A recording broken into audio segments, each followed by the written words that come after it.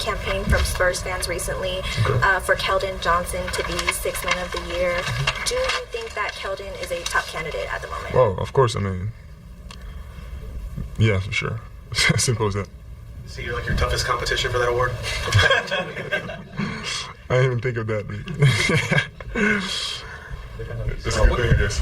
I know you spent a lot of time with Jeremy off the court.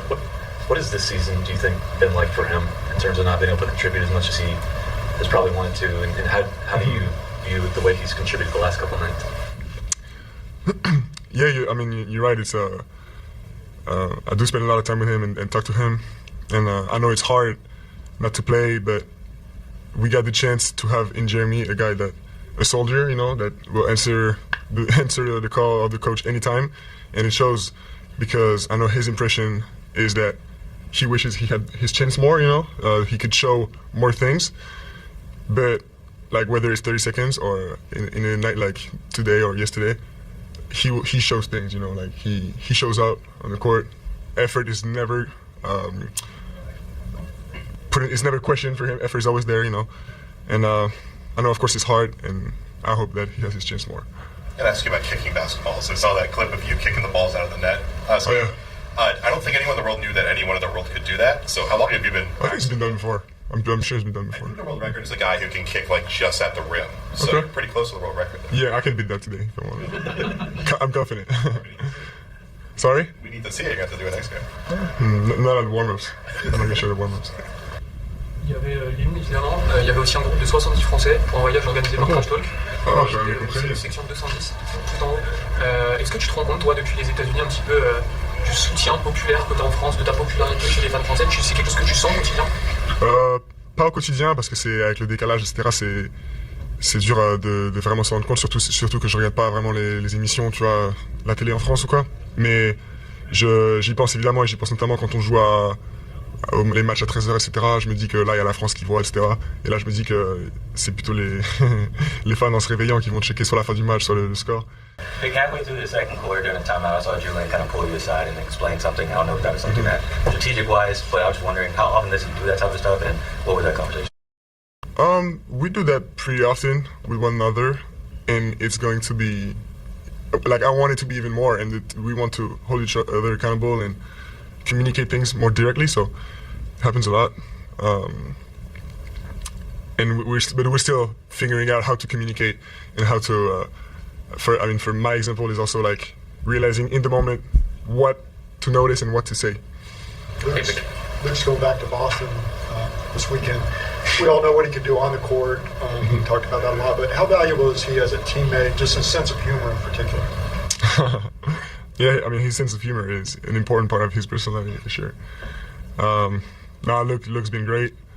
I think one thing I love about him is he brings another perspective to like the debates we have. I'm not talking about basketball. The debates we have, some anecdotes he has, and I mean he's a very cultured guy, so it's interesting to talk to him. I'm sure Victor Mitch talked recently about kind of letting you play through your mistakes and grow as a team. What's that been like for this young team to kind of develop and play through mistakes?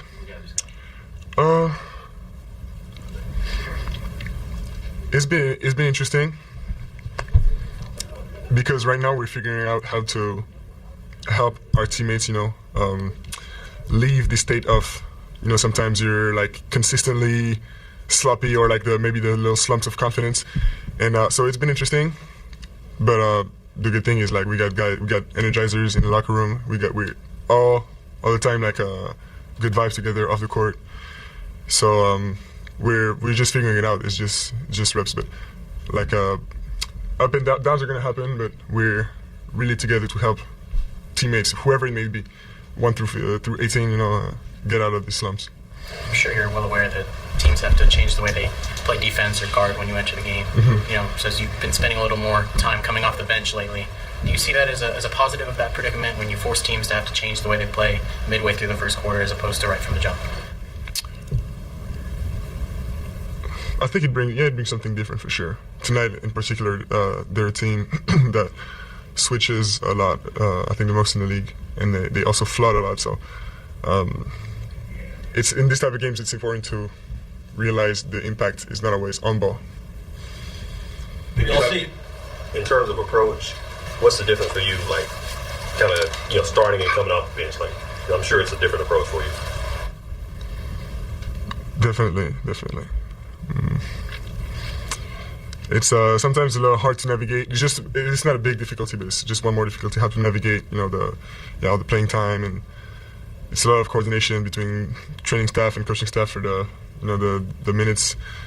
And I'm just itching to get on that court, So, and like in a game like this, when I come in, I'm trying to run, I'm trying to grab boards, block shots, because that's what role players do in San Antonio. We all see what Comme on French row, sorry. Victor, tu avais un fan spécial dans le parquet ce soir, Léon Marchand. Je crois que c'est la deuxième rencontre que tu fais avec lui. C'est ce qu'il m'a dit, je crois. Peu importe, mais qu'est-ce que, justement, à quel point c'est important pour toi de le voir ici, de voir un peu le champion qu'il est. Et est-ce que la prochaine fois, c'est pas à toi d'aller le voir cette fois-ci à Austin? Ouais, c'est clair. Ouais, c'est super de le voir là.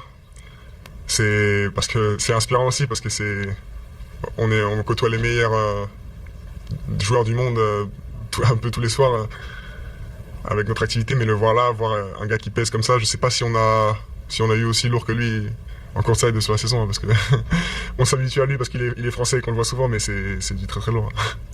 L'autre qui vit, ce qui m'a dit qu'ici, il était encore un inconnu sur le campus à Austin, c'était génial. Quand il rentre en France, c'est une superstar, mais ici, il me disait c'est super parce que je vis tranquille ici. Ah ouais? Est-ce que j'aimerais vivre ça? Ouais. Bah, par moment, ouais. We did what we do, try to respect the game plan. I think it shows on their score, they had 91 points, I believe. So, yeah, just effort, but we know it's easier to be locked in a game with higher stakes like this, but we gotta figure it out for other games. How do you figure that out? How do you, process that? Or honestly, I think it's bound to happen. Like we weren't without experiencing it, we weren't gonna be perfect for every game for sure. In all honesty, my opinion is that it was bound to happen. These events, but we have to reduce the amount of times it happens, like the most possible, and that's what it's gonna show what we're made of actually. Because any young team that starts to be somewhat successful, I think it's bound to happen. Along those lines, Vic, can this, and I don't know if this is making too big a deal out of just one win, but can this be like a reset in that regard? To the last dropping quarter of the last six, the whole deal, I think from having now being in my third season, what I've seen, no. Sometimes a win like this can be a reset when you're in like a bad losing streak, or the opposite can happen if you're in a winning streak, But there's too many games. It's too easy to make mistakes again. So, and the hard thing is to answer the call every night.